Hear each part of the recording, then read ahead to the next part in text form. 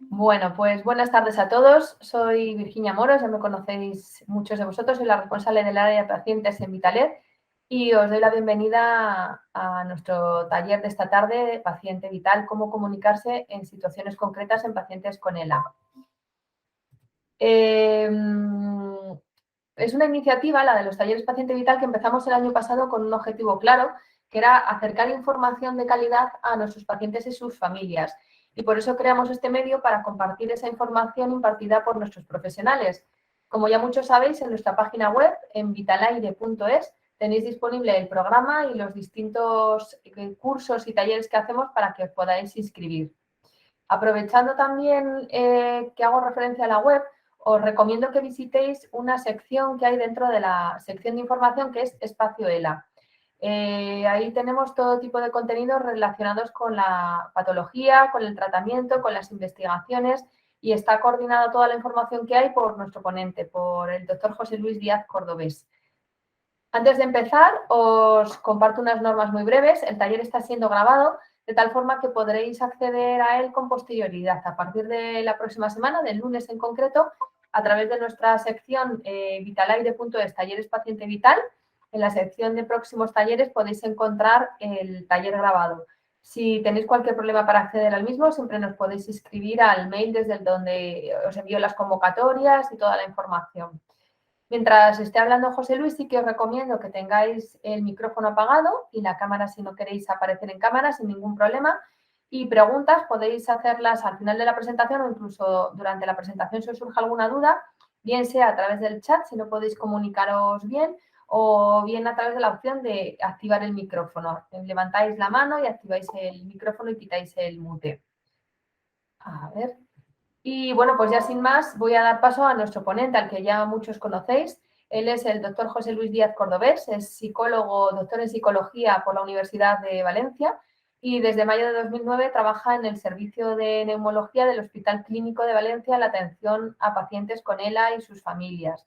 Desde el año 2012, además, es profesor asociado de la Universidad Internacional de Valencia y es uno de los psicólogos con los que contamos en Vitaler. Así que sin más, le doy paso y muchas gracias a todos por venir esta tarde. Adelante, José Luis. No te oímos, estás en mute. Ahora sí se me escucha, ¿verdad? Ahora sí. Vale, perfecto. Gracias, Virginia, por la presentación y gracias a todos por asistir, ¿no? Una vez más a nuestros talleres. Yo tenía un guión preparado, pero también es cierto que nos habéis escrito algunas sugerencias para tratar hoy. El taller estaba dirigido a comunicación difícil, de cómo nos comunicamos con el afectado, ¿no? de ELA. Teniendo en cuenta que, como estáis en el taller, familiares, pacientes, estamos también algunos profesionales, pues realmente la comunicación no es fácil, ¿no? Y uno de los comentarios que nos escribíais en vuestros correos, pues yo creo que a mí, bueno, tenía parte para que lo hablásemos en clase, pero me parece muy oportuno poder dedicar un ratito del taller justamente a esa propuesta que hacíais, ¿no? Y era de cuando compartimos información delicada con el paciente, cada núcleo familiar, cada persona, cada afectado, cada familia, pues tenemos nuestras propias creencias, ¿no? Nuestras propias ideas acerca de cómo comunicamos con nuestros seres queridos determinada información, ¿no? Y cómo en muchos casos, aunque en el caso de la esclerosis lateral amiotrófica da menos pie, yo he trabajado hace años en otro tipo de patologías, en oncología, y quizá también se daba como más situaciones de conspiración de silencio o pacto de silencio, donde existía un acuerdo por parte de algunos familiares de forma explícita de ocultar determinada información al paciente, ¿no? Yo decía que en el caso de la ELA, debido a su progresión no tan abrupta, a lo mejor como un diagnóstico de cáncer, como que da menos pie al pacto de silencio porque la enfermedad se pone muy evidente, ¿no? delante de la persona que lo está viviendo y también delante de la familia. Entonces, ocultar algo que es tan evidente es difícil, pero sí es cierto que aparece en ocasiones, quizá no pactos de silencio o intentos por parte de la familia de ocultar información relacionada con el diagnóstico, porque como digo, es muy evidente, pero sí existe a veces ese intento de evitar que se profundicen determinadas conversaciones delicadas con el afectado, ¿no? Por parte de los profesionales y por parte de la familia. Una de las intervenciones que hacemos en el hospital y que yo creo que formarían o que forman parte de una atención integral en el núcleo familiar de la ELA es la atención justamente a los familiares en ese sentido, ¿no? De cómo podemos comunicarnos. No se trata, sino todo lo contrario, de obviar en esta conversación al afectado, pero sí es verdad que existe una demanda importante por parte, como digo, de la familia de saber cómo comunicarnos, ¿no? Cómo responder esos temas delicados. Y el email que escribíais uno de vosotros decía, más que el momento de compartir determinada información, más que cuándo se comparte, estaba más dirigido a cómo se hace, ¿no? De si lo que pretendemos los familiares, y no sé si estaréis de acuerdo conmigo, por favor participad todo lo que queráis.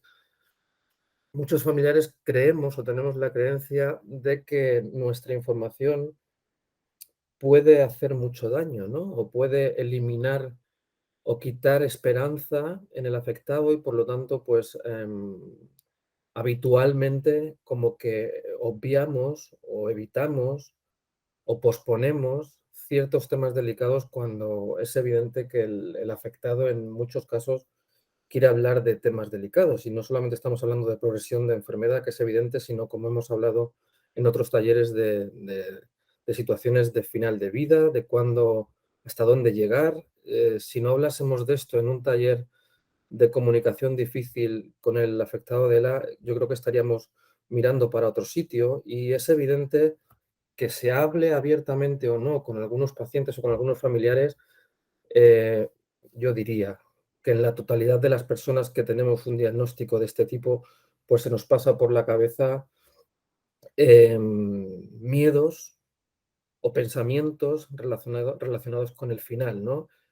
Y decía que yo creo que es dejar de lado, desde el punto de vista sanitario, pero también desde el punto de vista de la tríada de paciente, familiar y profesional, dejar de lado conversaciones de la manera más anticipada posible, sin que tengan que hablarse de una manera urgente cuando el afectado se encuentra en una situación clínica que está malito o que ya tiene muchas dificultades para decidir. Yo creo que deberíamos todos defender, y así entramos de lleno en el tema de hoy, ¿no? De esa honestidad de la comunicación. Creo que deberíamos encontrar momentos formales para hablar de situaciones de final de la enfermedad o de progresión de la enfermedad. Em, yo creo que hay muchas dificultades, ¿no? Por uno, lo que escribíais uno de vosotros en el email, de que si se habla honestamente o de si se realmente hablásemos tal cual pensamos con el afectado, pues, insisto, tenemos, yo creo, la falsa creencia de que vamos a ser los portadores de la eliminación de la esperanza o algo así, ¿no? Y cuando en realidad lo que está eliminando la esperanza o lo que está generando desesperanza es la propia enfermedad, ¿no? En muchas ocasiones yo he hablado con afectados a solas y me han dicho que tienen necesidades de información o de aclaración o de poder discutir con el equipo médico cuál es su situación real y hasta dónde llegar para hacer ese máximo respeto del principio de autonomía de las personas. Incluso si me dejáis hablar en plata, de deseos de cuándo detener la enfermedad o cuándo acogerse a un proceso de sedación paliativa o incluso a una solicitud de muerte digna, ¿no? A través de la eutanasia. Por lo tanto, decía que el correo, por un lado, existía la disonancia, ¿no? De hablo honestamente, aun creyendo que voy a disminuir la esperanza en mi familiar, o si dejo demasiadas puertas abiertas, o si hablo de forma muy delicada, o si evito determinada información, tengo la sensación de que esta ocultación, pues de que estoy dejando pues mucha mucho espacio a la duda, ¿no? Mucho espacio a la incomprensión, ¿no? Por justamente, como digo, ese miedo a que las personas se hundan, se tiende a esta ocultación. Mi experiencia es que cuando hablo de forma separada con el afectado y con la familia, el sufrimiento en muchas ocasiones o las preocupaciones son en muchas ocasiones similares, ¿no? Lo que pasa es que, claro que sí, existen entornos familiares en los que existe una comunicación muy clara y muy honesta y en las que desde el principio se tienen claras los deseos del afectado y el familiar no tiene ningún miedo a expresar al afectado, por ejemplo, que está cansado o que también tiene miedo o que también está triste. Sería impensable, si somos honestos con nosotros mismos, pensar que por el mero hecho de que el cuidador no padezca la enfermedad, pues no tiene su proceso también de afrontamiento de la enfermedad y que entendiendo o entendiéndolo como un protagonista absoluto de esta película, pues yo creo que sería absurdo obviar pues su proceso, ¿no? Su manejo emocional de la situación en la que en muchas ocasiones, desde el punto de vista de la psicología, se hace quizá, si me permitís, más intervención en el cuidador en ocasiones que en el propio paciente, pues por determinadas circunstancias, ¿no? Ya no solamente por la sobrecarga que puede implicar el hecho de que dependan de nosotros, sino también pues por nuestro proceso de duelo, y no estoy hablando de duelo de la persona, sino de duelo de una relación con nuestro familiar que nos hubiese permitido posiblemente o seguramente hacer más cosas en nuestra vida, ¿no? También ha cambiado radicalmente. Entonces, donde quiero llegar un poco con esta introducción del email que nos habéis escrito, si os parece bien. Ya os digo que había pues mucha similitud con lo que tenía preparado para hoy, pero bueno, si nos podemos, si os parece, permitir el lujo de centrarnos en esta cuestión que nos da para un rato importante. Otro aspecto que quería comentar y que también nos habéis pedido de forma explícita en el email es de cuándo iniciar los cuidados paliativos en un afectado de ELA, ¿no? Y que yo creo que está muy relacionado por un vértice o en un sentido con la misma información que antes. Yo creo que estaréis de acuerdo conmigo que si conseguimos, y eso es una labor yo creo que por parte de todos, ¿no? Tanto esa capacidad de empoderamiento del paciente de tomar decisiones propias y de decir pues cómo se está sintiendo, pero también esa libertad que puede tener el cuidador para expresar, como decíamos, pero también por parte del profesional tener esa honestidad para poder hablar, aun teniendo en cuenta que las consultas con el neumólogo, por ejemplo, se dan cada 3 o 4 meses, salvo que haya complicaciones, pues yo creo que, repito, deberíamos encontrar de forma urgente y de forma formal, perdón por la redundancia, espacios concretos sin ánimo de posponer nada cuando las cosas están muy complicadas y que la comunicación es muy difícil, pues justamente de estos temas delicados. Parece que defendemos mucho pues, los principios de autonomía y que ahora con la ley nueva de eutanasia, como que parece que los derechos del paciente crónico sin esperanza curativa de la enfermedad, pues como que da lugar a que se fuese a hablar de forma más abierta. Yo, con este año que llevamos de la ley de eutanasia, yo creo que no está siendo así. Aparte de que hay muchos médicos objetores que,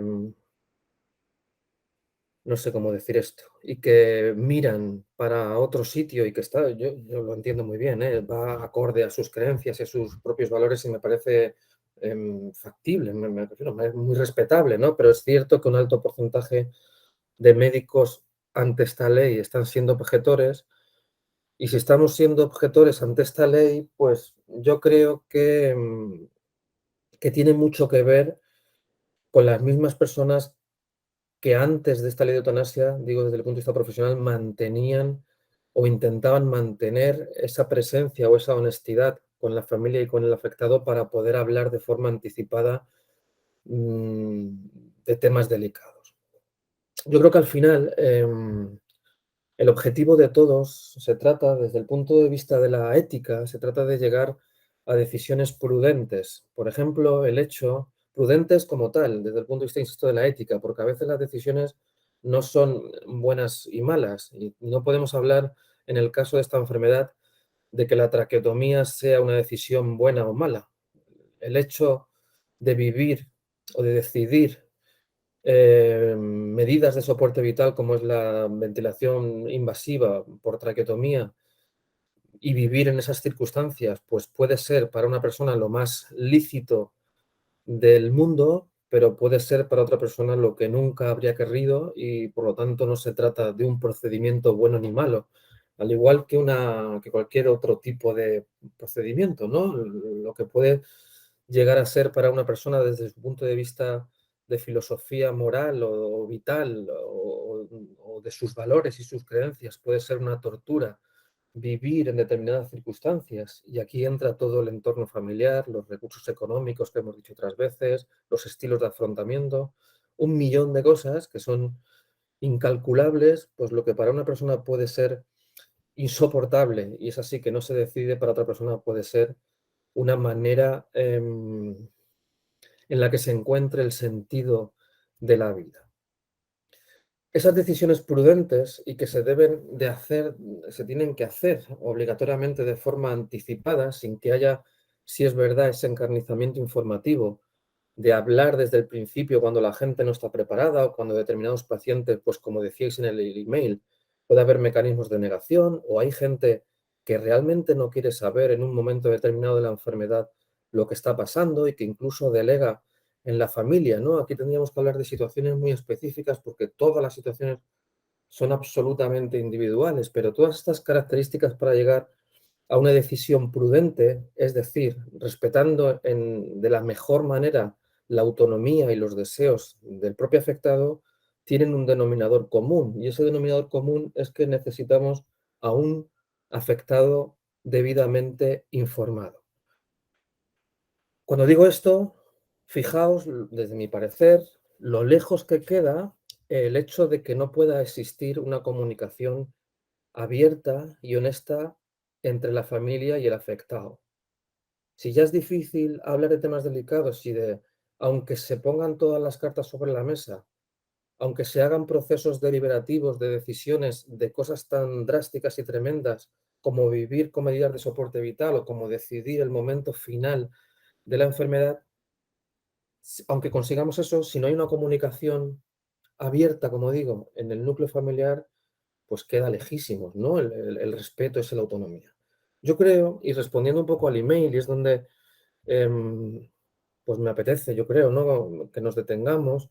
Yo creo que se trata de una actitud por parte del familiar. Si queréis, hablamos primero en esa dirección, ¿no? Porque decíamos que se podía vivir todas estas ideas, todos estos miedos, todas estas preocupaciones o todos estos deseos de cómo vivir, pues decíamos que se vivían en paralelo, pero un poco respondiendo a ese manejo de preguntas difíciles o de situaciones difíciles, si partimos del cuidador y que a veces, pues no sé, me apetece también hacer un pequeño paréntesis en el que muchas veces el cuidador se cree el responsable del bienestar del afectado. Yo creo que esto es un punto muy importante desde el punto de vista emocional, ¿no?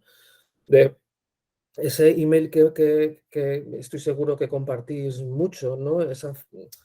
Cuando hablamos o si hablamos de temas delicados con el afectado, pues tiene un matiz de sobre responsabilidad por parte del familiar. El bienestar de un afectado de ELA no depende exclusivamente de cómo se comunique un cuidador.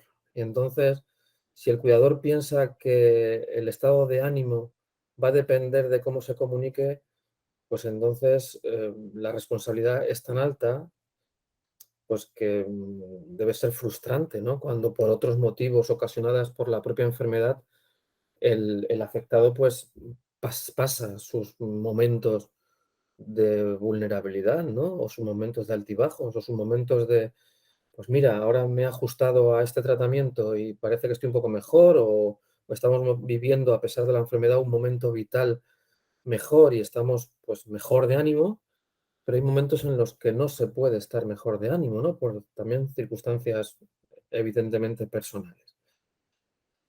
Si vemos esos altibajos y como familiar estamos interpretando en que no lo estamos haciendo bien desde el punto de vista de la comunicación, pues entonces lo llevamos complicado, ¿no? Entonces yo creo que deberíamos plantearnos antes que nada, y este es el tema central absolutamente de lo que teníamos previsto en el taller hoy, de cuáles son el papel en ese sentido de la gente que nos comunicamos con afectados de ELA, ¿no? Hasta dónde llega nuestra responsabilidad moral. Yo sé que es muy distinta la responsabilidad moral por parte de un profesional que por parte de una familia, y el nivel de exigencia también debe ir dirigido en caminos distintos, aunque el objetivo sea el mismo, pero a mí sí me gustaría responder primero ese email y luego, por favor, si queréis dar vuestra opinión, pues al final o ahora, nos da igual, vamos a hacer esto más participativo, si os parece. Ahora os preguntaré algunas cosas, pero yo no sé si opináis, no sé qué opináis acerca de lo que estoy diciendo, ¿no? De la responsabilidad que tiene el cuidador en el bienestar global. Evidentemente, un paciente de ELA dependiente no puede, con perdón, vivir sin un cuidador externo, sin un familiar. No estoy hablando de eso. Estoy hablando de si el bienestar emocional del afectado depende exclusivamente de cómo nos comuniquemos y, más concretamente, en cómo hablemos de la verdad con nuestro cuidador.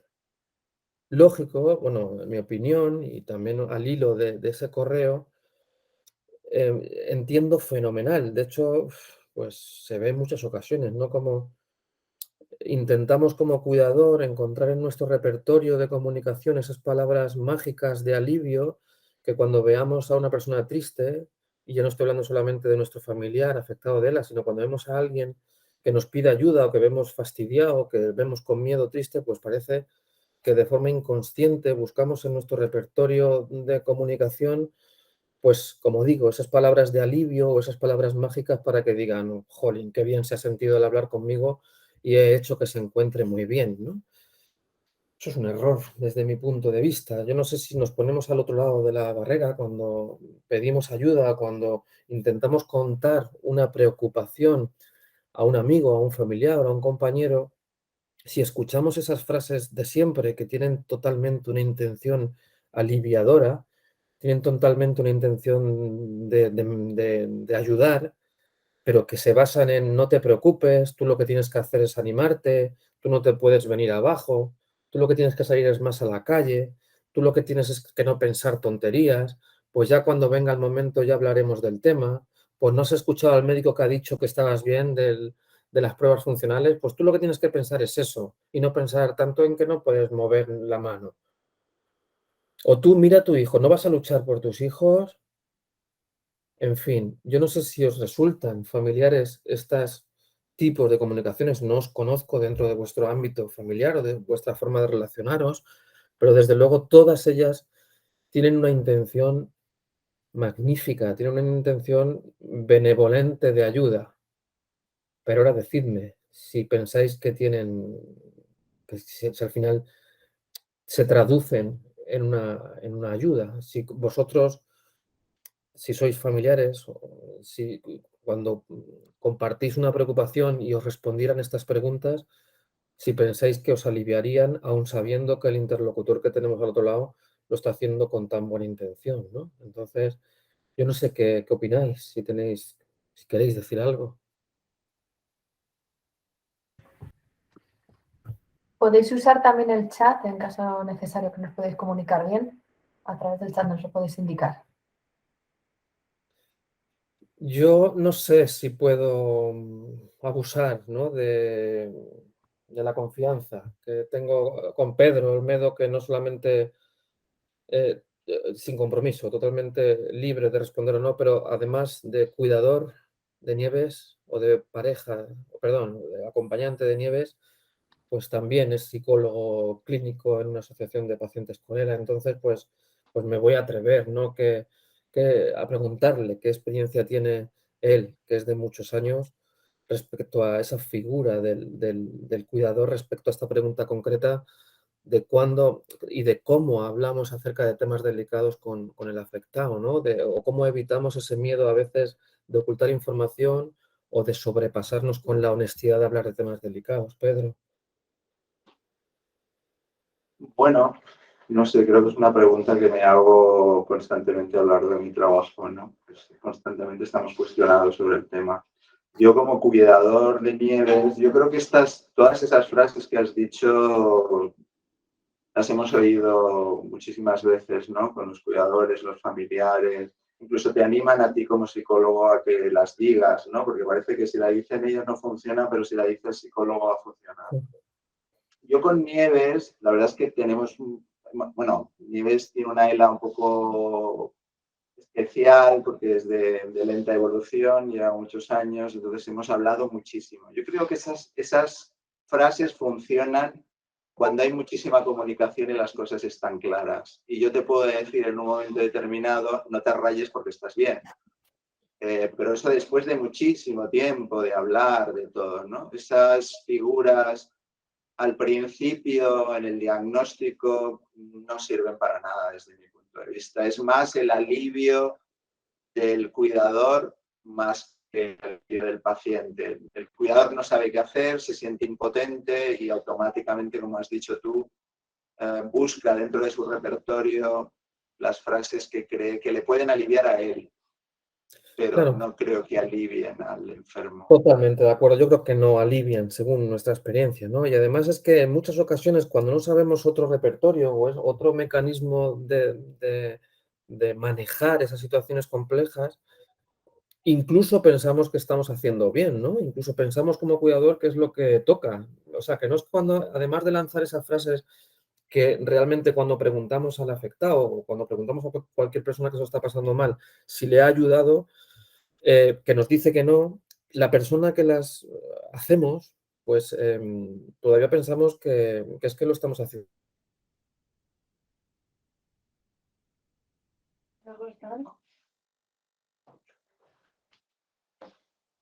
A mí se me ha Entonces, cortado, no sé si es una cosa mía o ¿qué?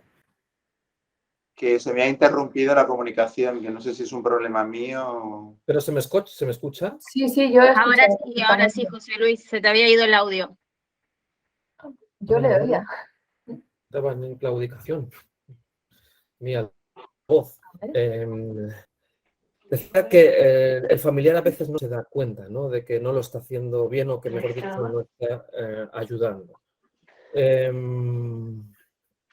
Yo creo que se requieren, la forma que tenemos de relacionarnos, si buscamos un poco la contraposición a esas respuestas, que si me dejáis, las podemos llamar las respuestas de siempre, ¿no? O haciendo un poco mal uso de las frases que utilizan las madres con los hijos, ¿no? De no llores, no te preocupes, no pasa nada, el tiempo pone a la gente en su sitio y son frases de madre, con perdón también de algunos padres, que intentan ayudar, pero que en definitiva pues no están ayudando por una simple razón, porque no están haciendo gala de la empatía, no estamos poniéndonos realmente en el lugar del otro y no estamos aceptando incondicionalmente lo que pueda sentir o como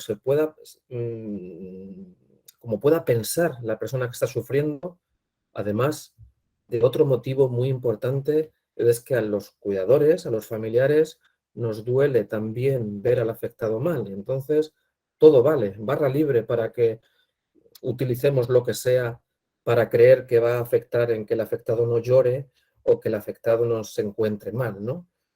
Yo espero, ¿no? Que un poco el sentido de lo de esta tarde es que encontréis también, con todo mi respeto y que todo hemos hecho cuando eh, hemos tenido gente vulnerable en nuestro entorno, a la gente que queremos, pues todos hemos utilizado en algún momento ciertas herramientas de este tipo.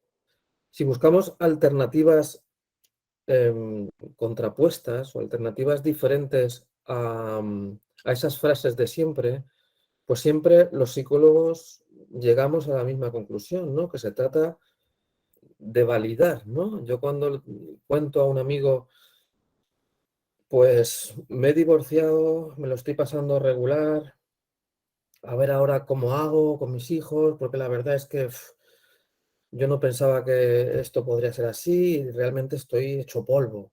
Cuando contamos eso a un amigo y el amigo este nos dice, bueno, ahora es el momento de disfrutar, ahora lo que tienes que hacer es pues, tirar para adelante, ¿no? Y no pasa nada, no te angusties demasiado con los hijos. Bueno, pues decíamos que esas no, y buscando en contraposición a mí personalmente, yo no sé a vosotros, y también lo que hablan, ¿no? Los expertos en comunicación, es que necesitamos una validación, pero una validación explícita ante cualquier preocupación que la gente comparte con nosotros, ¿no? Y es, ostras, pues no me extraña que estés fastidiado, ¿no? O yo no estoy pasando por lo mismo que tú, pero me imagino que te lo estás pasando muy mal, ¿no? Yo no sé qué opináis, pero esa respuesta, que es sencilla, pero que a la vez es muy poco frecuente, denota una cosa a la que no estamos acostumbrados, denota que realmente estamos escuchando al de enfrente. Y cuando uno recibe ese tipo de respuestas, yo creo que casi siempre de forma implícita, pero si pudiésemos sacar su pensamiento en palabras, diría, ostras, que parece que alguien realmente me está escuchando, ¿no? Entonces, lo que yo propongo cuando estamos junto a una persona sufriendo o pasándoselo mal, o con una preocupación concreta, sea de la índole que sea, de una persona con una enfermedad como la ELA, mi propuesta es que, de entrada, con estas actitudes que tenemos en la pizarra, de entrada es que no miremos para otro sitio y sobre todo que no intentemos encontrar frases de alivio porque posiblemente no las hay. Porque cuando yo digo que cómo me fastidia no poder comunicarme o no poder moverme o no poder hacer lo que hacía antes, pues ojalá, y si alguien tiene la frase mágica de alivio, que no las comparta, porque no la va a encontrar, ¿no? Entonces, no se trata de quedarse solamente en la validación, pero mi propuesta, o seguramente muchos de vosotros evidentemente lo hacéis, es pues con esa veracidad que dicen las actitudes de, pues entiendo que te lo estés pasando canutas. Pues sí, yo también en tu lugar, pues seguramente estaría pensando lo mismo, ¿no? O vaya putada, con perdón de la expresión, de que estés pasando eso. Podemos pensar, ¿no? Aquí, insisto que podéis participar todo lo que queráis y dar vuestra opinión porque es muy válida. Podemos pensar que ante esa validación de la emoción, y eso significa aceptar de manera incondicional lo que el otro está pensando y no hay tu tía, no hay respuesta a lo que uno está sintiendo y lo comparte, es así, ¿no? Entonces, pero puede pensar algún cuidador con esa intención de que nuestro familiar no se hunda, y repito, me puedo equivocar, pero no sé, compartirlo, esa falsa creencia de que lo hundimos con la comunicación, pues puede pensar que ante esa validación, pues que estamos precisamente empujando a la desesperanza. Creo que no, porque la comunicación no se queda solamente en la validación. La comunicación emocional efectiva no se queda solamente en validar y en decir, pues te entiendo de manera de corazón, ¿no? De manera honesta, sino de, te entiendo que te preocupe mucho eso y que te lo estés pasando mal, pero ¿qué podemos hacer ahora, ¿no? Por ejemplo, o qué has pensado entonces en hacer, o qué propones que podemos hacer al respecto. Cuando estamos validando y hacemos esas preguntas, lo que estamos haciendo, aunque parezcan respuestas de perogrullo, lo que estamos haciendo es no mirar para otro sitio y dar la oportunidad a quien quiera de realmente poder hablar de temas delicados. Porque aquí a veces se juntan dos cosas. Por un lado, no solamente el miedo de hacer daño a la persona que tiene la enfermedad, sino también a uno mismo, que no nos vemos en situación de hablando de cosas, por ejemplo, de final de vida, porque nos duele mucho también a nosotros, ¿no?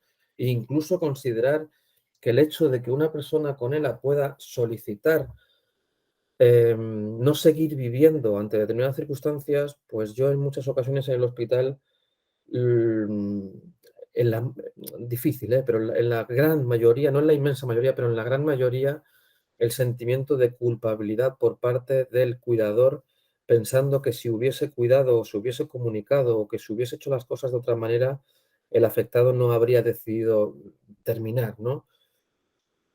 A mí me cuesta mucho trabajo decir esto, porque esto otra vez lo que denota, y eso en lo que se traduce, es en comportamientos durante la enfermedad, pues muy ligado a altas responsabilidades como cuidador, ¿no? Con el otra vez paréntesis de que evidentemente un paciente con ELA necesita de un cuidador, que sí, no estoy diciendo eso, estoy diciendo que el bienestar emocional, ni mucho menos, depende solamente de lo que pueda decir o no el cuidador, y de que la enfermedad ELA en ocasiones o percibida por algunas personas es tan tremenda que se decide no vivir en determinadas circunstancias y que aunque haya cuidadores excepcionales en ese sentido, se sigue deseando no seguir viviendo ante determinadas circunstancias. Yo creo, ese es el cambio de actitud que tenemos que hacer los cuidadores, ¿no? Y a mí como me sale ahora, como me sale un poco vomitando palabras, porque me sale es como hablar más desde el corazón. Yo creo que no es que lo diga yo, ni mucho menos, pero hay una frase de que la información duele mucho, pero la desinformación duele mucho más, ¿no? Y encima, lo que estamos poniendo en juego es que en una enfermedad como esta, en la que hay que tomar decisiones delicadas en varios momentos y en la totalidad de los casos, pues estamos apostando con esta incomunicación difícil, sí, dolorosa, sí, de difícil manejo también, pero lo que estamos dando lugar es a toma de decisiones no autónomas. Estamos generando aislamiento en ese sentido. Entonces, yo siempre pregunto, ¿no?, a los familiares cuando me hacen esta pregunta que me habéis hecho en el email, de entonces, ¿cómo hablamos, no? O en qué punto hablamos.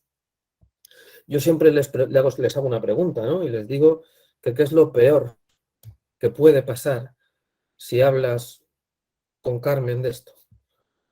¿Qué es lo peor que puede pasar si hablas con Carmen de esto? La gente... Que se deprima, ¿Qué?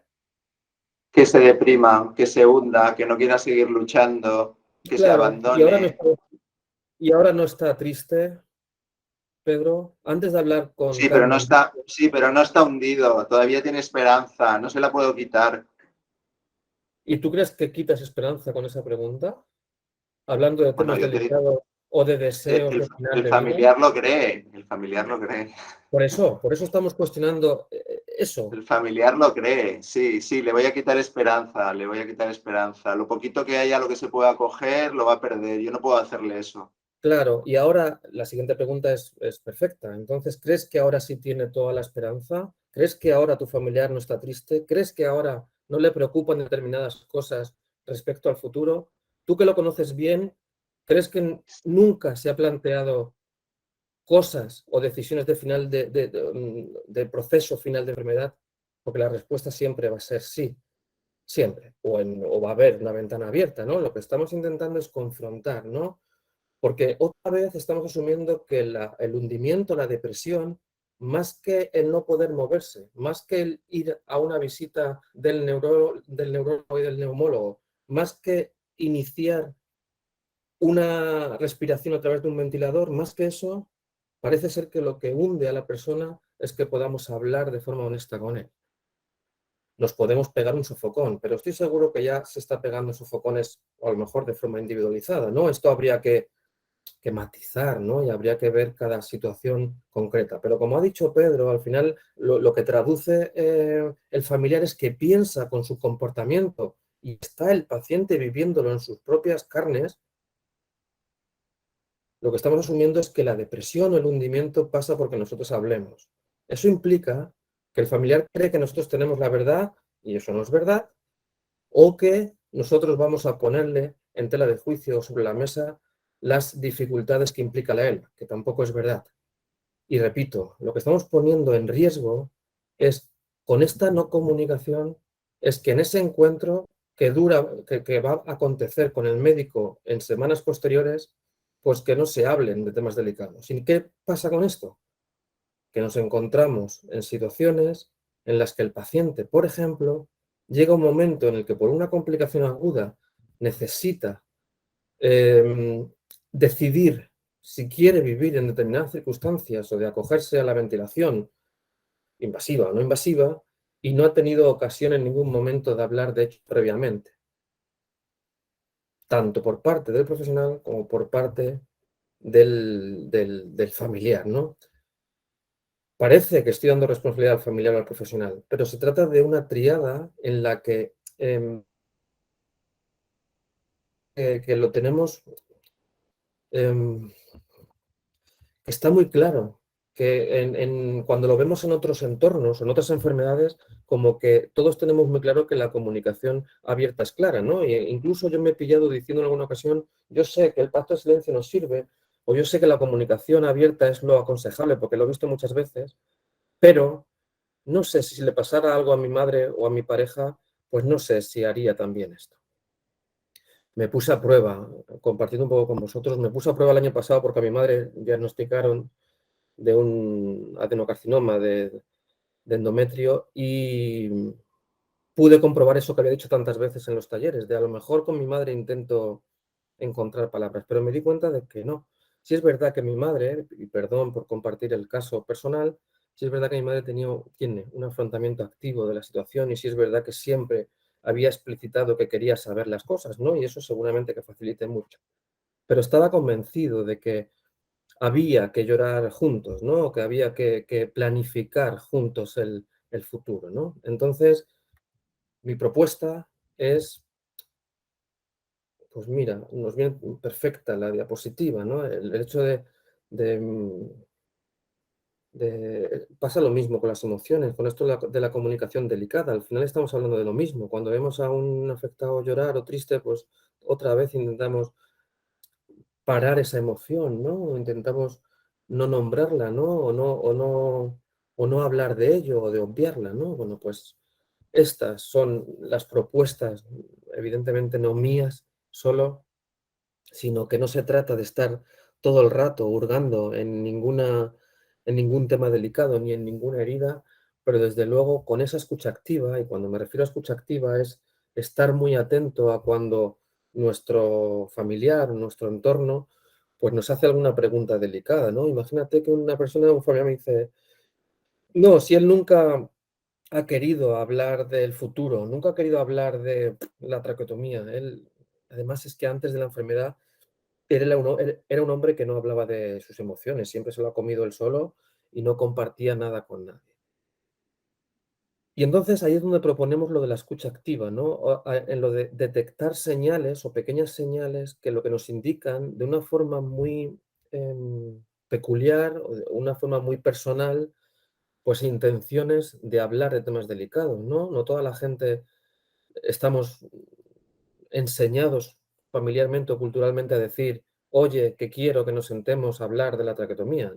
Eso no es verdad, ¿no? Pero este hombre, por ejemplo, y lo recuerdo como un caso tal cual, no hablaba de emociones, era un hombre que sabía manejado sus dificultades él solo, eso de la tristeza y el miedo, con perdón, era una tontería, pero en algún momento de una visita médica, sentado en la sala de espera y al ver pasar a una persona con la traqueotomía, le preguntó a su mujer de si eso es lo que le iba a pasar a él.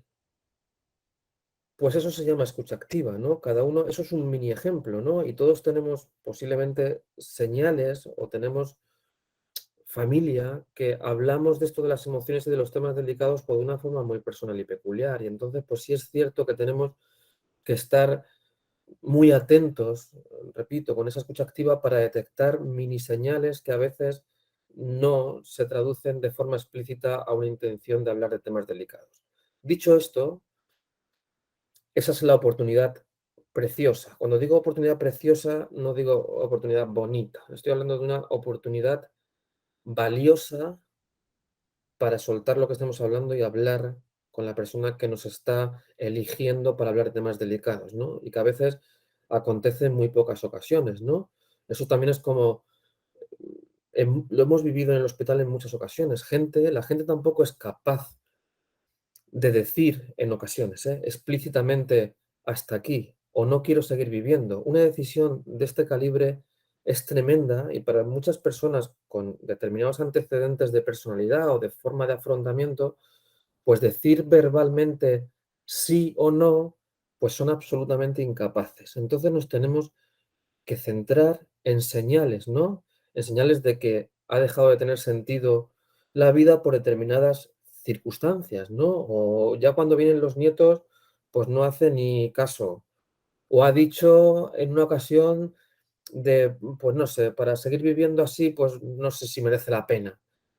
Pues esa frase que no es un sí o un no explícito a una solicitud de nada, pues está demandando, yo no sé qué os parece a vosotras, a vosotros, pero está demandando o está eligiendo ese momento a su manera para poder hablar de temas delicados y es donde pues tenemos que utilizar la diapositiva que tenemos delante, ¿no? De permitirlas, de realmente hacer escucha, de validarla, de normalizarla y luego preguntar, ¿no? De qué podemos seguir haciendo con eso. Al final, sea del ámbito que sea y desde el punto de vista emocional y desde el punto de vista de los temas delicados, está demostrado que lo que sirve pues es eso. Yo, si me permitís, yo creo que lo he dicho en alguna ocasión de un paciente con ELA que, bueno, mira, esta mañana he tenido unas jornadas de psicología y eutanasia que se van a celebrar en Madrid el día 3 y he empezado el discurso o la ponencia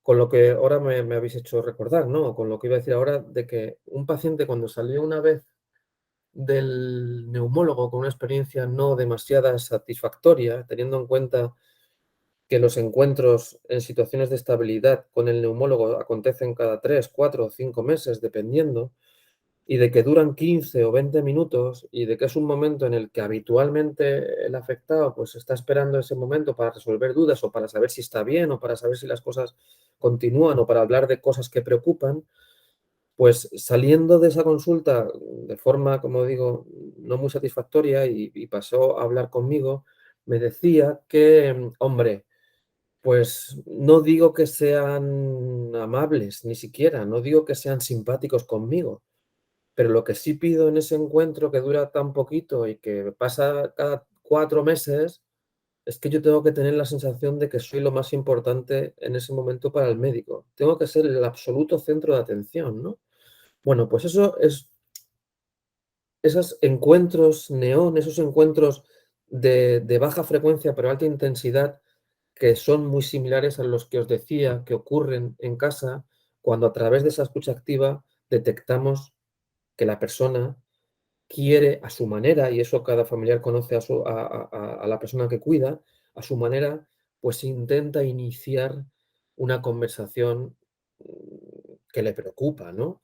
Y como son tan poco frecuentes, como yo lo veía bien el mes pasado, pues a veces optamos por, bah, no digas tonterías, vas a pensar eso ahora.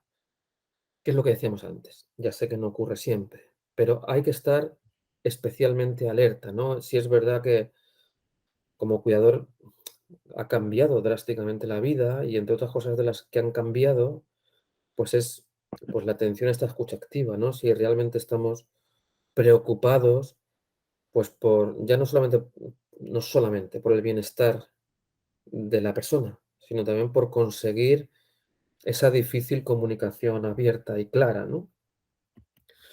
Em, José Dime. Luis, Pedro ha Sí. levantado la mano. Ay, pues no lo había visto. Como tengo perdón, el sonido del otro ordenador donde levantáis la mano lo tengo silenciado, no te he oído. Pedro, adelante. Bueno, en realidad quiero hablar, Nieves. Yo te quería decir que creo que algo tan interesante es cuando dejamos de hacer y de decir cosas. Y que eso también son señales, ¿no? De repente uno deja de sonreír como lo hacía, no habla tanto como hablaba, no gasta las bromas que gastaba. Creo que son señales del día a día que los que tenemos al lado detectan y que son ocasión de hablar de qué está pasando, ¿no? Claro. Em, Nieves, mil gracias. Además tenemos una mala costumbre, la gente del entorno, cuando tenéis dificultades para hablar. Tenemos la mala costumbre de pensar que tener dificultades para hablar es porque queréis hablar menos o porque queréis comunicaros menos. Y en muchas ocasiones, si ya siendo muy maleficente, y lo he visto en ocasiones, como que entendáis peor por el hecho de no poder hablar, ¿no? Estoy hablando de circunstancias más especiales, pero otra vez, y también el entorno tiene la mala costumbre de, como tenemos que dedicar cierto tiempo y cierto esfuerzo a entender cuando una persona tiene dificultades, pues todavía la comunicación o esa intención comunicativa aún es mucho menor, ¿no? Y entonces se requiere de algo que la gente no solemos tener, que es paciencia. No solamente escucha activa, sino que además no solemos tener paciencia. Las necesidades emocionales y emocionales van de la mano con la comunicación, o dicho de otra forma, no se pierden cuando existe la capacidad de comunicarse, ¿no? Y entonces, claro que sí, yo estoy, bueno, ¿qué te voy a contar yo a ti? Estoy de acuerdo que para el entorno, para el familiar, pues cambia, ¿no? La forma también de percibir y a la hora de comunicarnos. Por eso, pues bueno, yo no sé si tú te comunicas bien, pero yo no sé qué opinas, que te comunicas bien, que te podemos entender, quiero decir, ya sé que antes lo hacías mucho mejor, ¿no? Pero pues no sé qué opinas tú respecto a la comunicación aumentativa, a los dispositivos que nos permiten hablar de forma diferente en relación a la comunicación emocional, ¿no? De si se puede expresar realmente las mismas cosas a través de comunicadores distintos, ¿no? Hombre, yo creo, o el aprendizaje que yo estoy haciendo es a rentabilizar las palabras. Antes probablemente utilizaba muchas más. Entonces ahora es como que cuando quiero decir que estoy hasta las narices, pues yo pongo todo el contexto de qué le ha pasado a este, cómo me ha pasado, porque eso requiere mucho esfuerzo, ¿no?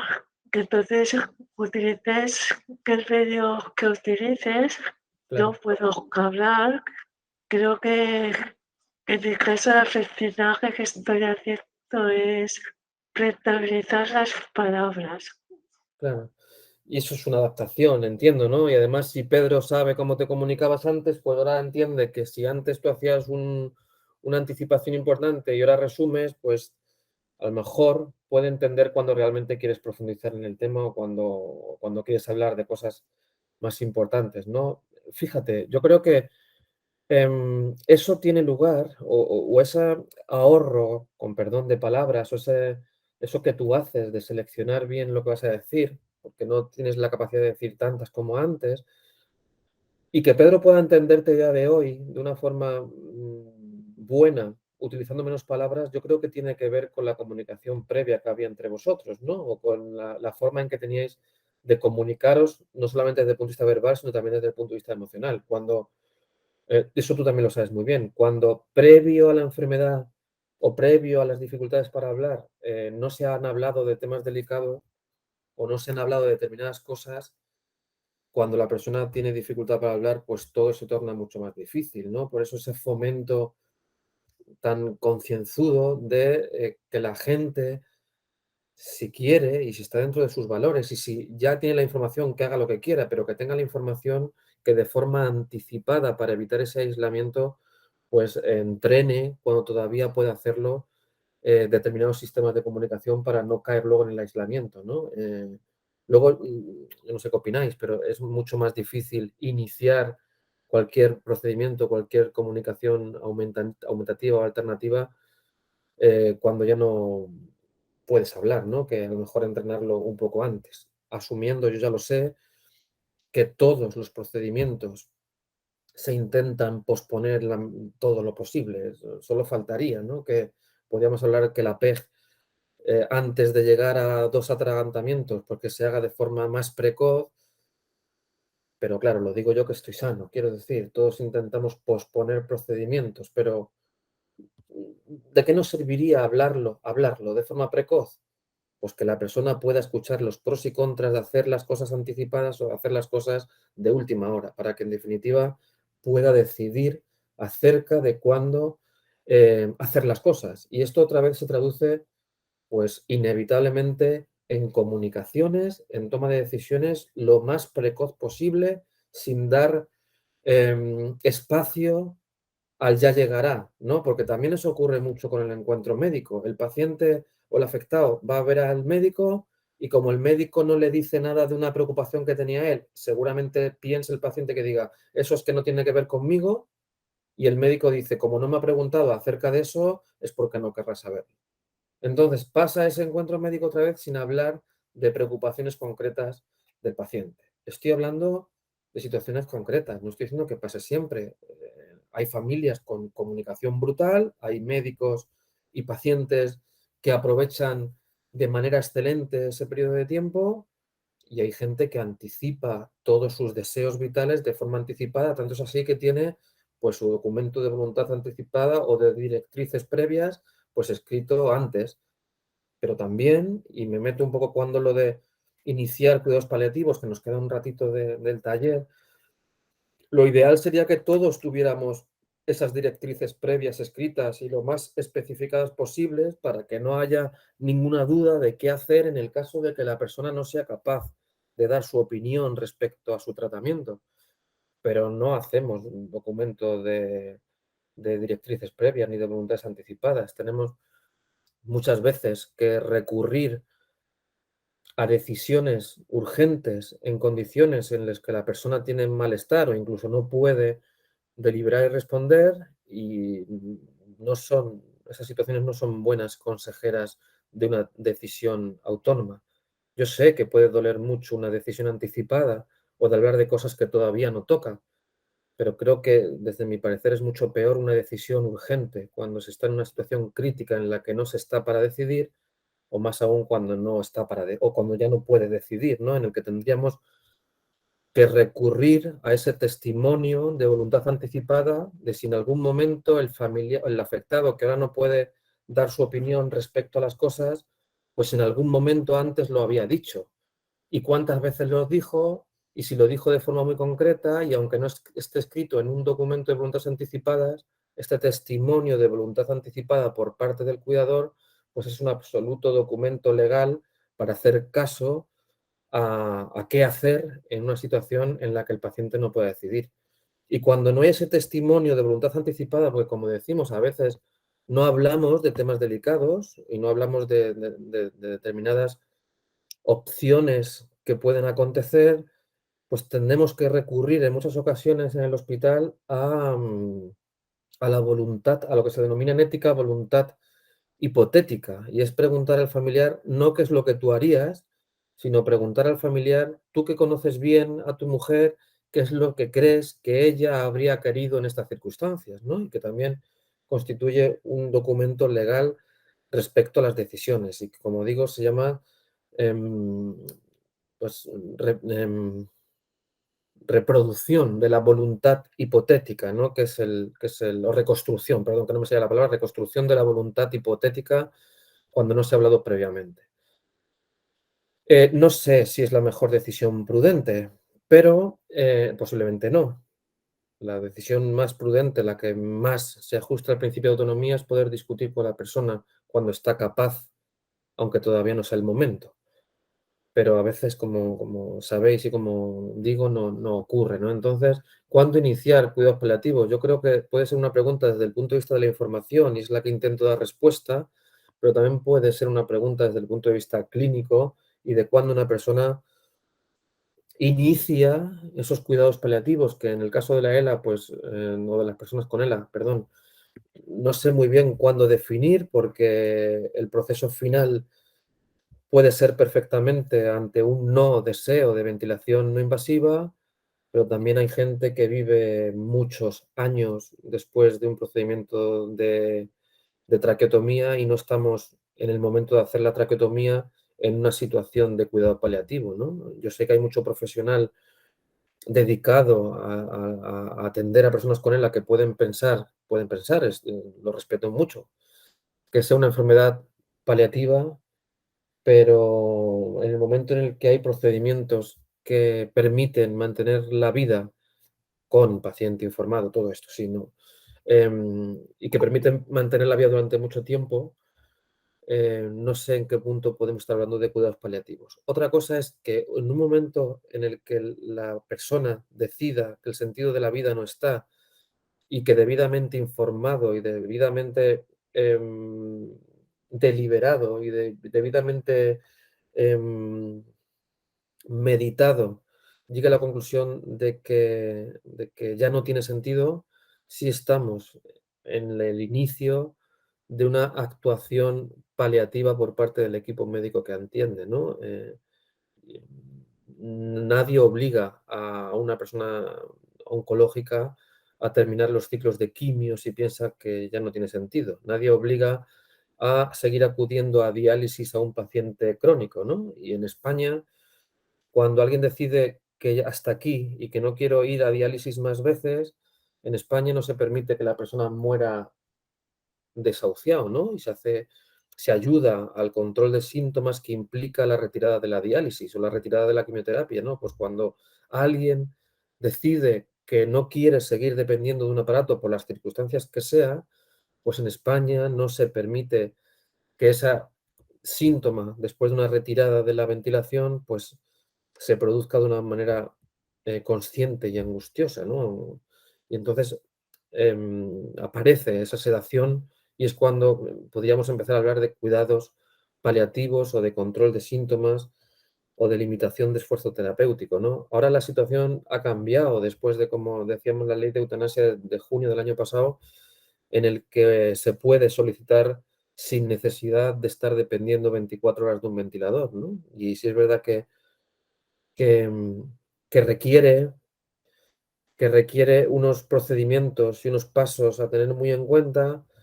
Yo estoy, si me tuviese que poner en la balanza de a favor, es que esto es una tontería decirlo, de a favor o en contra de la eutanasia, yo me siento que quiero ayudar a la gente que solicita eutanasia, no me quiero mantener al margen ni mucho menos, pero siempre opino que debe haber unos cuidados paliativos adecuados para que la ley de eutanasia cumpla su objetivo y cumpla el objetivo que se plantea. ¿Por qué digo esto? Porque en muchas ocasiones, pues, o en alguna ocasión nos hemos encontrado algún afectado de ELA que está diciendo que ya no quiero seguir viviendo, para mí no tiene sentido vivir con esta sensación de ahogo y quiero terminar,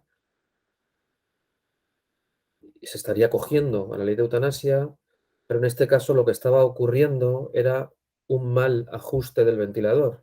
Esta persona que estaba solicitando dejar de vivir porque tenía sensación de falta de aire y debe ser lo peor, debe ser tremendo, lo que necesitaba era un ajuste del ventilador. Tanto es así que cuando hubo un buen ajuste del ventilador y que ya no tenía esa sensación de falta de aire, su deseo de morir desapareció absolutamente, ¿no? Entonces, otra vez el vértice es unos buenos cuidados paliativos y una buena información que, por desgracia, y hablando de lo que estamos hablando, pues siempre se trata de temas muy delicados, ¿no? Ojalá pues se pudiera pasar de puntillas por algunas circunstancias, o ojalá tuviésemos las personas nuestro botón on-off para sentir emociones o dejar de sentirlas, ¿no?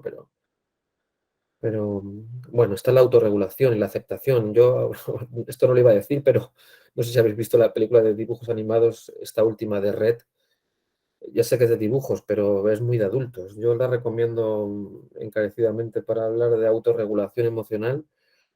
Y la que es más viejita, que también es de Disney y Pixar, y que habla de esta del revés, de los muñequitos que están dentro del cerebro que representan enfados, tristezas, miedos, ascos y alegrías, ¿no? Y que como, sin hacer demasiado spoiler, como cuando ante un acontecimiento vital estresante, pues la alegría intenta coger el mando del cerebro, intenta tapar y eliminar a todos sus compañeros, como la tristeza, el miedo y el enfado, pues se monta un pitote en la cabeza que alucina, ¿no? Entonces, parece que el secreto de la autorregulación emocional o del manejo emocional o de cómo nos comunicamos con alguien que se está emocionando, pues pasa por hacer hueco, ¿no? a esas emociones, por validarlas, por normalizarlas, no resignarnos, no quedarnos ahí, no somos responsables de lo que sentimos, pero sí de lo que hacemos con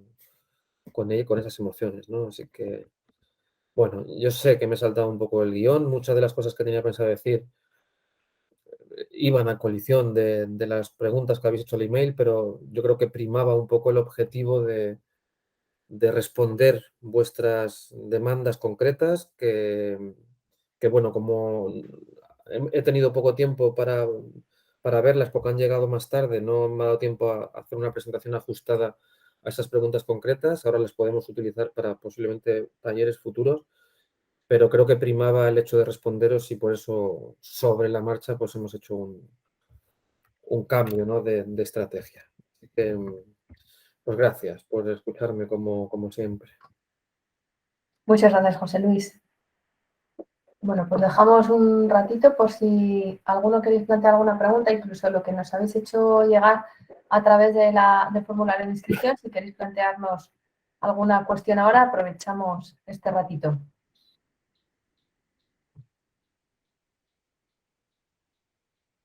Al final, lo que nos había llegado era un poco todo lo referido al mismo tema, sobre todo de los cuidados y la información, cómo transmitir esa información del final de la vida, sobre la que te has centrado. O sea, que yo creo que hemos cubierto prácticamente todas las cuestiones, pero eso, si hay alguno que se os quede algo en el tintero, aprovechamos ahora. Y si no, bueno, yo os voy adelantando mientras que después del taller os haremos llegar un cuestionario de valoración para que nos deis vuestra opinión sobre el taller y sobre futuros temas que os gustaría que tratásemos. Además, aprovecharemos para mandaros ahí el link donde podréis acceder a la grabación del taller y lo tendréis disponible a partir de la semana que viene. Si os queréis comunicar a través del chat, también no hay ningún problema. Nos podéis escribir ahí vuestra opinión o vuestra pregunta.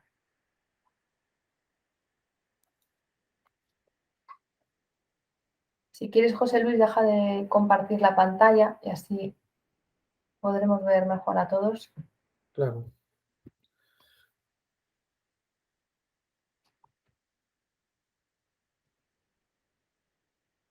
Bueno, pues parece que ha sido bastante claro el taller entonces. Para el mes que viene tenemos planeado un nuevo taller que es acerca de la sobrecarga del cuidador de las personas con ELA. Pondremos en breve la información a través de nuestra página web y os enviaremos la información al correo electrónico para que os podáis inscribir. Y será el 15 de junio. Mari, que estás por ahí, Mari Fuentes, que has abierto el micrófono, no sé si nos quieres contar algo. No, nada, no, he abierto el micrófono, pero es simplemente para decir que ha sido un verdadero mucho gusto en la charla y nada, dar las gracias por todo lo que estáis haciendo, que nos viene bien a los demás. Gracias, Mari. Gracias de Solamente. verdad. En la próxima, sí, también si me manda el correo electrónico, pues ya también me apunto también. Vale, fenomenal. Sí, en estos días sacaremos la convocatoria y bueno, en el correo os pongo el link donde están todos los talleres que hagamos, así que visitad de vez en cuando, una vez a la semana o así, que ahí vamos poniendo todas las novedades y os podréis inscribir. Correcto, muchas gracias. A ti, Mari. Bueno, pues no sé si alguien más quiere decir algo. Bueno, yo también quiero agradecerle a José Luis su exposición. A mí me viene muy bien para actualizar conocimientos y ver un poco cómo van las cosas por los hospitales, porque yo creo que tenemos experiencias distintas. Bueno, experiencias comunes, pero en ambientes distintos y que no se plantean igual, ¿no? Las exigencias, por más que la problemática sea muy similar.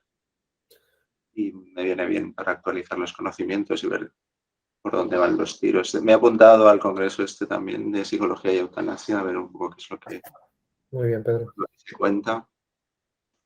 Y A mí me gustaría decir una cosa. Yo creo que está muy bien hacer esto para los cuidadores, pero es una pena que no aparezcan profesionales sanitarios. Yo creo que los pacientes tienen mucha razón cuando dicen que sus médicos son unos berzas y que si tengo 15 minutos, creo que a veces siempre se ha interpretado la comunicación como dos individuos que transmiten un mensaje. Y a mí me gusta más hablar. Últimamente estoy utilizando mucho el concepto de equipo. Yo creo que Nieves y yo somos dos individuos, obviamente cada uno pensamos de una manera, pero en el afrontamiento de la enfermedad somos un equipo y esto los profesionales sanitarios no lo hacen. Y creo que el profesional sanitario también cuando le entra un paciente también le ve la cara, también sabe, debería de saber. No es exactamente el mismo que yo vi la última vez o simplemente lo que está viendo en ese momento, ¿no? Y decir, oye, te noto un poco como alicaído, ¿no? Este empezar un poco del paciente que nosotros, bueno, yo por lo menos como psicólogo siempre lo hago, cuando alguien viene a terapia personal, no necesariamente eso, siempre le puedo decir, pues pareces un poco más risueño hoy, o te has cortado el pelo, o tu paso es distinto. Esta toma de posición por parte del paciente hace que el paciente pueda, en determinadas circunstancias, abrirse un poco y no, cuéntame, ¿qué te pasa? Pues coño, ¿qué me va a pasar? Pues que estoy jodido, que tengo una ELA, que no puedo respirar, que, pues, ¿qué quieres que me pase, no? También depende del profesional y de cómo se diga, ¿no? Pero siempre esperamos que sea el otro el que tome la iniciativa. Yo últimamente estoy tratando de que se vea menos el binomio paciente-cuidador y más el concepto de equipo, de tal manera que es posible que el miedo que tú tienes lo tenga tu familiar y el miedo que tiene el familiar lo tenga también el paciente y que podamos hablar a partir de ahí, ¿no? No tanto esperar que tú me cuentes cómo te encuentras. Y que también lo tenga el profesional, claro, obviamente. Es que los profesionales no se están adaptando, están reduciendo los tiempos de consulta, pero no modifican su manera de tratar las cosas, ¿no? Yo creo que por lo menos nosotros, Nieves y yo, que tenemos una formación más humanista, ¿no? Nos estamos adaptando a los tiempos. En estos momentos nadie tiene tiempo que perder. Uno no viene a hacer una terapia de un año hablando durante una hora a un paciente. Oiga, que yo es que tengo muchas cosas que hacer en mi vida, ¿no? Y adaptamos la terapia a la manera al correr de los tiempos, ¿no? Yo creo que los profesionales sanitarios siempre hacen lo mismo. Cuéntame, ¿cómo estás? Y si eres neurólogo, pues ya ni te cuento, ¿no? Que no pueden hacer nada. Si eres neumólogo, todavía le puedes proponer algún ajuste, pero si eres neurólogo, pues ya me dirás tú. Si no eres un tipo empático, si no le das un poquito de salsa a esos 15 minutos, si no le dices cuéntame un poco, le preguntas al familiar, ya me dirás tú. La gente deja de ir al neurólogo, claro, pero ¿para qué voy? Es que me dice algo que yo ya sé. Obviamente. Bueno, solo quería hacer esta... A mí me parece muy oportuna, ¿no? Estamos pidiendo mucho. Depende, como tú has dicho, de personas concretas. Ya. Y a veces no es por falta de habilidades, también a veces es por falta de actitudes ante el sufrimiento, ¿no? Y de a ver si pasan los 15 minutos y vemos al siguiente, que luego a las 2 tengo que salir. Entonces yo creo que es algo muy por dentro de la camisa, es algo muy relacionado con la actitud, como digo, y con eso que me decía el paciente, pues debería cambiar la percepción de que ese momento para la persona que viene de casa es un momento muy importante, ¿no? Y hasta que no entendamos que es un momento muy importante y en el que se habla de cosas que preocupan y temas delicados, y hasta que no le queramos dedicar, aunque tengamos falta de habilidades, a ese espacio, a acompañar y demostrar presencia con el afectado y familia, no vamos a conseguirlo. Y es una putada porque depende de actitudes. Y la actitud en un profesional puede estar haciéndolo con perdón mal durante 20 años y no darse cuenta de que quiere cambiarlo. Entonces, es difícil. Entre todos un poco, ¿no? Gracias, Pedro.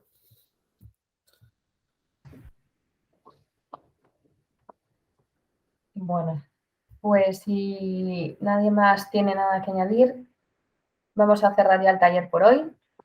dando las gracias como siempre a José Luis y a Pedro especialmente y Nieves por vuestra participación, siempre aportando comentarios interesantes.